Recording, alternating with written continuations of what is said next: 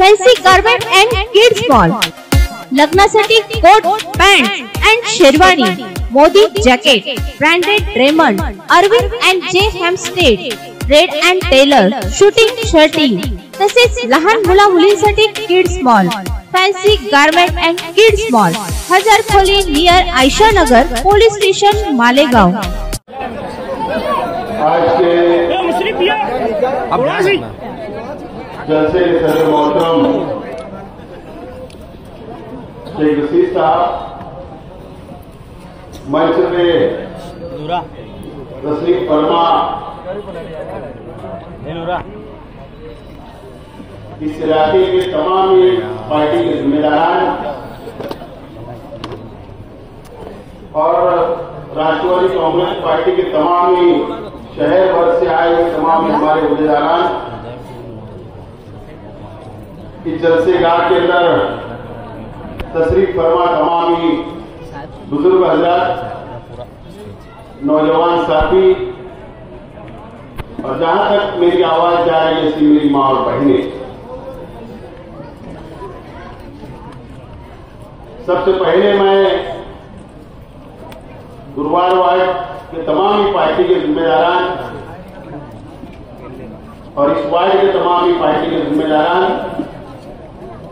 का शुक्रिया अदा करता हूं कि आप लोगों ने मेहनत की, जद्दोजहद की और जलसे को कामयाब बनाया। मैं आपका शुक्रिया अदा करता हूं। कलेक्शन फैशन की दुनिया का भरोसेमंद नाम, ऊंची से ऊंची कंपनियों के कपड़े जैसे रेमंड, अरविंद, सोक्टास, कैडनी, सम्मान, नसीमा, लुथाई, सियाराम, ओसीएम और लेलन जैसे ऊंची कंपनियों के कपड़े मिलने का बाएतमाद मरकज। हमारा पता याद रखिए, Jamhoor high school main road, Malda Chowk, जैतून हजीन मस्जिद के पास, मालेगांव। आमिर भाई, मैं बहुत ज्यादा वक्त नहीं लूंगा, शेख रशीद साहब को ज्यादा बोलना है।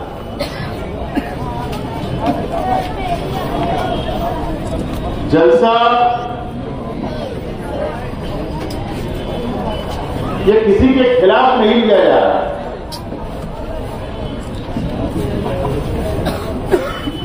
रमजान महीना लगने वाला है और राष्ट्रवादी कांग्रेस पार्टी हमेशा रमजान में कोई भी सियासी प्रोग्राम नहीं करती, जलसा वगैरह। इसके लिए फैसला किया गया कि रमजान से पहले जलसा नहीं किया जाए।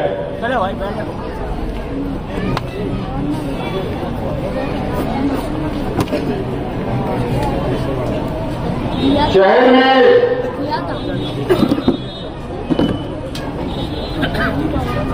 एक डेढ़ महीने से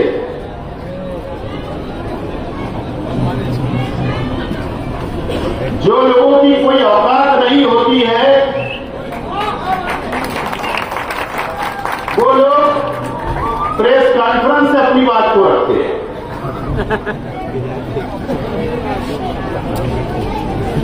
और अल्लाह का करम है कि आज का यह जलसा इस बात को साबित करता है कि राष्ट्रवादी कांग्रेस पार्टी और शेख रशीद साहब की क़यादत में 40 साल शेख रशीद साहब का हम लोगों ने सियासी जश्न मनाया, उनकी नुमाइंदगी का, उनके सफर का। और अब हम लोग 41 साल में प्रवेश कर रहे हैं, आगे बढ़ रहे हैं। और ये पहला मौका नहीं है कि शेख रशीद साहब को और हमारे परिवार को या हमारी पार्टी को खत्म करने के लिए हर वक्त अलग अलग वक्त में अलग अलग निगरान आए, अलग अलग साजिश को रचा गया और हम लोगों को बदनाम करने की कोशिश की गई। और 40 साल से शेख रशीद साहब और पार्टी के वर्कर ऐसे लोगों से लड़ते आ रहे हैं। और हमारे लिए कोई नई बात नहीं है। संघर्ष करना, लड़ना और आगे बढ़ना और गरीबों का काम करते रहना, यह हमारा पार्टी का उसूल है और इंशाअल्लाह उसको हम लोग आगे बढ़ाते जाएंगे।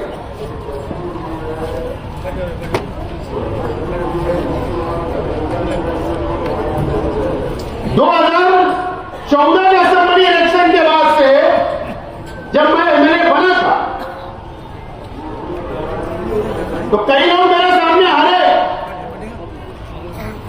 और कई लोगों का दिमागी संतुलन खराब हो चुका था। और औरंगाबाद के पड़े गांव में कादरी डॉक्टर के पास से इलाज चल रहा था, ये बात भी हमको मालूम है। शायद गोली का टक बढ़ाने का डॉक्टर ने बोला तो भूल जा रहे होंगे। मेरा मशवरा है कि पागलपन के दौरा पड़ने से पहले कादरी डॉक्टर की दवा गोली वापस शुरू करो।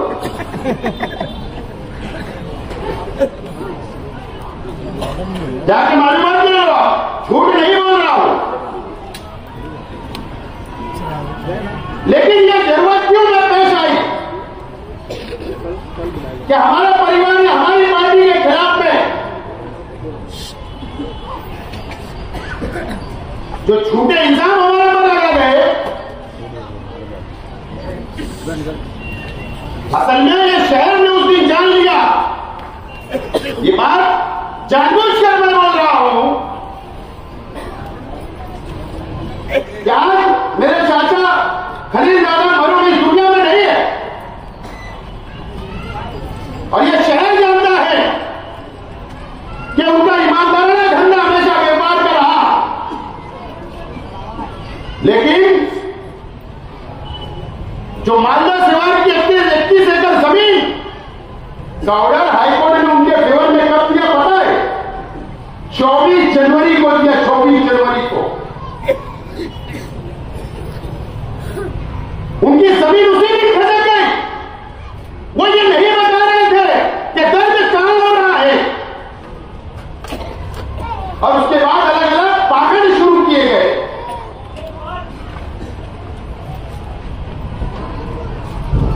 अलग अलग बातें की गई और उसके बाद कब्रिस्तान, हीरापुरा कब्रिस्तान की 8.25 एकड़ जमीन,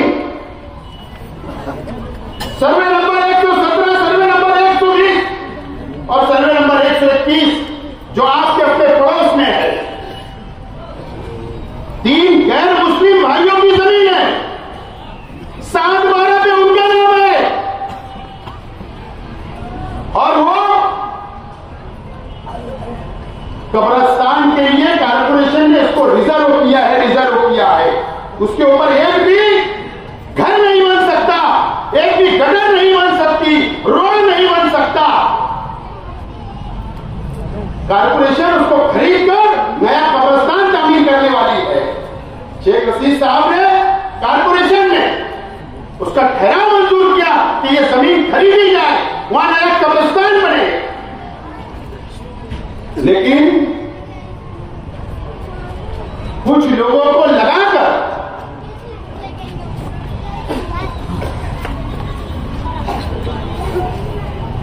रोड बनाई जा रही है, गटर बनाई जा रही है और गरीबों को फंसाने का काम टुकड़ा बनाकर बॉन्ड के ऊपर बेचने का काम किया जा रहा है। ये बात की खबर हमको लगी, उसमें कम से कम 5-7 करोड़ रुपया यही कब्र चोर लोग कमाना चाहते थे। और मैंने आवाज उठाई और आवाज उठाने के बाद तेजी से कार्रवाई किया। मैंने मंत्रालय तक गया, कारपोरेशन के पास गया, पुलिस ने कंप्लेंट दी, कारपोरेशन ने नोटिस निकाली कि कोई जमीन ना खरीदे।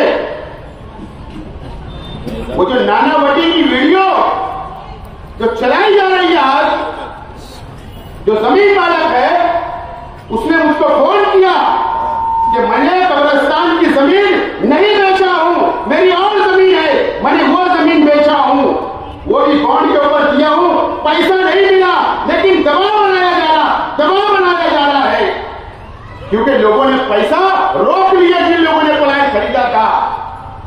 इसके लिए ये कहा गया कि बोले तू वीडियो बनाकर बोले वायरल कर, ताकि हमारा पैसा सीधा हो जाए। मैं आज वो तमाम ही लोगों से, चाहे वो हीरापुरा के रहने वाले हो, गुरुवार वार्ड के रहने वाले हो या रविवार वार्ड के रहने वाले हो, तमाम ही लोगों से मेरी अपील है कि आप वो जमीन को ना खरीदे। अगर आपने पैसा भी दिया होगा तो वापस ले, और अगर कोई पैसा नहीं देता होगा, आपके साथ 420 उन्होंने किया है, तो हमारे दरवाजे खुले हैं, हम आपको पुलिस कंप्लेंट करवाकर आपका पैसा वापस दिलाने का काम करें। और एक अलग क्वेश्चन, ये बात मुझे नहीं बोलनी थी, लेकिन जमीन को कब्जा कर लिया गया, लोगों को फंसाया जा रहा था, और शादी के नाम पर वो जमीन को साफ किया गया। कमिश्नर को यह कहा गया कि हमारे वहां वीआईपी मेहमान आने वाले हैं, एमपी आने वाले हैं, मंत्री आने वाले हैं, हमको बजट लगेगा रास्ता और रोड बनाने के लिए। धोखा, कारपोरेशन को भी धोखा दिया गया, और कारपोरेशन से बजट हासिल किया गया, और कारपोरेशन के पैसे से रोड और गटर बनाकर अपना धंधा व्यापार करने के लिए इस्तेमाल किया गया। जब मैंने इंजीनियर को फोन किया, इंजीनियर को बोला कि तेरे को मैं घर भेज दूंगा, तो उसने वो पीसी लेकर जो एस्टीमेट बनाया था वो कहां गायब हो गई, पता ही नहीं चल रहा। इस तरीके का धोखा इस शहर के आवाम को देने का काम चल रहा है। यह मजहबी मामला है, मिली मामला है कब्रिस्तान का। मैं खुद जमीयतुल उलमा के सदर मुफ्ती मोहम्मद इस्माइल साहब के पास गया, हमारे साथियों के साथ। मैं खुद सुलेमानी जमीयत के पास गया, मैं खुद ऑल इंडिया सुन्नी जमीयतुल उलमा के पास गया, अहले हदीस जमात के पास गया, कुल जमाती तंजीम के पास गया, तमाम ही दीनी मसलक के अलग अलग मसलक के तंजीमों के पास में गया। बहुत अफसोस के साथ बोलना पड़ रहा है, माफ करना, कि कोई भी दीनी तंजीमों ने एक लेटर भी नहीं दिया, आवाज भी नहीं उठाई। मुफ्ती साहब, मैं आपको एमएलए की हैसियत से नहीं बोल रहा हूं, मैं आपको, आप जमीयतुल उलमा के सदर हो, और तमाम ही दीनी तंजीमों को मैं कहना चाहता हूं, और मुफ्ती साहब, आप चंद वोटों के लिए क्या आपके लोगों का नुकसान होगा? अब सवाल यह पैदा होता है कि मुफ्ती साहब, क्या आपको भी हिस्सा मिलने वाला था? आपकी जिम्मेदारी थी, जमीयतुल उलमा की जिम्मेदारी थी, तमाम ही दीनी तंजीमों की जिम्मेदारी थी कि एक लेटर कमिश्नर को पहुंचाते, लेकिन आप लोगों ने ऐसी आवाज नहीं उठाई। मैं वापस आपसे अपील करता हूं कि आज भी वक्त है कि कारपोरेशन के पास, कमिश्नर के पास जाकर वहां कब्रिस्तान बनना चाहिए, आपको वहां पर डिमांड करना चाहिए। आज भी मैं आपसे अपील करता हूं, आपके बारे में कोई बात मुझे सियासी नहीं कहना है, और अगर आप नहीं करेंगे तो ये शहर आपसे आने वाले दिनों के अंदर यहां के मुसलमान, इनको आपको जवाब देना पड़ेगा कि आपने क्यों लेटर नहीं किया, क्यों कब्रिस्तान नहीं बचाया, यह आपको जवाब देना पड़ेगा। और अगर आपने नहीं किया तो अल्लाह का करम है कि राष्ट्रवादी कांग्रेस पार्टी के वर्करों के अंदर, लीडरों के अंदर इतनी ताकत है कि हम हमारे बलबूते पर लड़कर कानूनी तौर पर वो जमीन को हासिल करके एक नया कब्रिस्तान इस शहर में देने की बात करें। इंशाअल्लाह खिला के रहेगी। इंक्वायरी आ गई, एडिशनल कलेक्टर ने, आज मैं गया था उनसे मिलने, लेटर निकाल दिया कमिश्नर को कि वहां का अतिक्रमण साफ करो, जमीन का कब्जा लो, जमीन मालिक को पैसा दो और नया कब्रिस्तान बनाओ।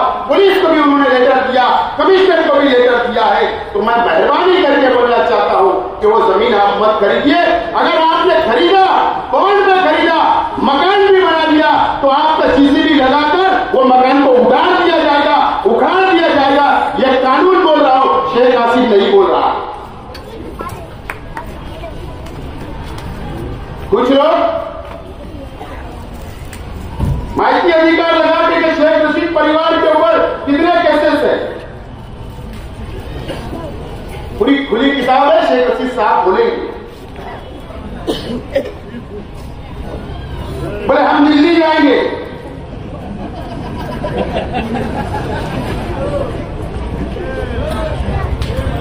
हम उस रास्ते में नहीं जाना चाहते।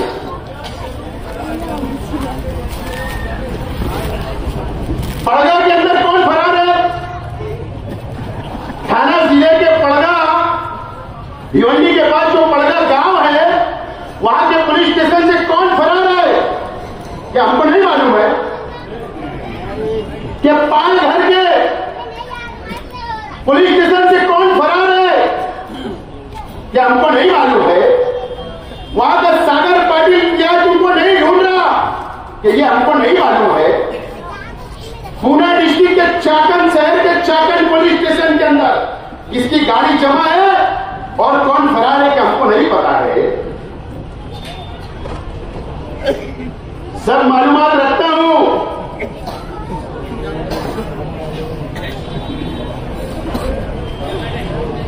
और अगर हमने ठान लिया तो शहर के अंदर रहना मुश्किल हो जाएगा, इतनी पुलिस ढूंढेगी।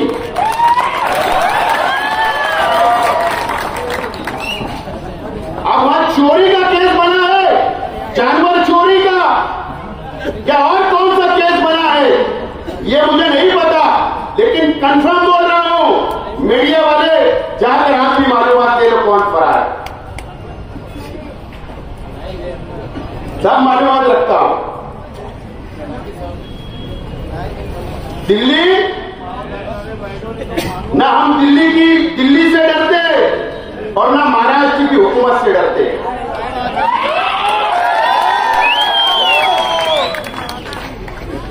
ईमानदार है इसके नहीं डरते। लेकिन अब मैं दिल्ली जा रहा हूं, ये मुझे नहीं पता कि पशु संवर्धन डिपार्टमेंट कहां है, जो जानवरों का डिपार्टमेंट होता, मुझे नहीं पता है क्या?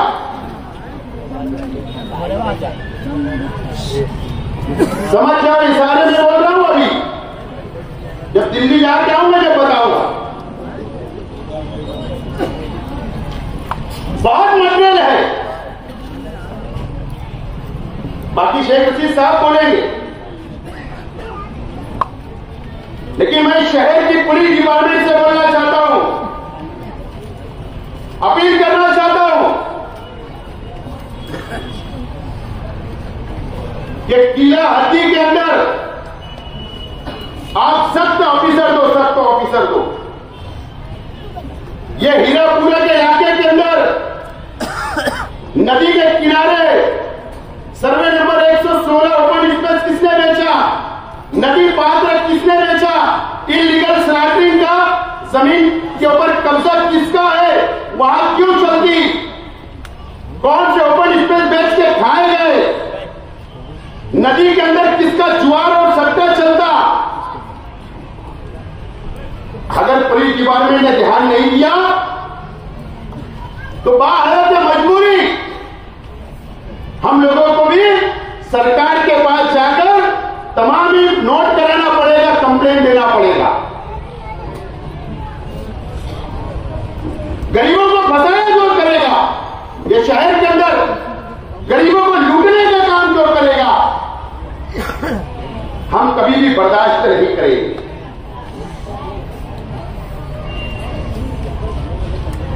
मैं ज्यादा वक्त नहीं लेते हुए, लेकिन शहर की दीनी तंजीमों से मेरी अपील है कि आप, मैं जब आया था आपके ऑफिस पे या जब मैं आपके पास आया था तो सियासी चश्मा उतार कर मैं आया था, लेकिन मुझे नहीं पता था क्या आप सियासी चश्मा पहन लोगे? अगर आप बोलते उसी वक्त बोल देते मुंह पर तो मैं भी सियासी बातें करता, लेकिन दुनिया गोल है, सबको मिलना पड़ता है, एक दूसरे के काम होते हैं, यह हमारा काम नहीं है।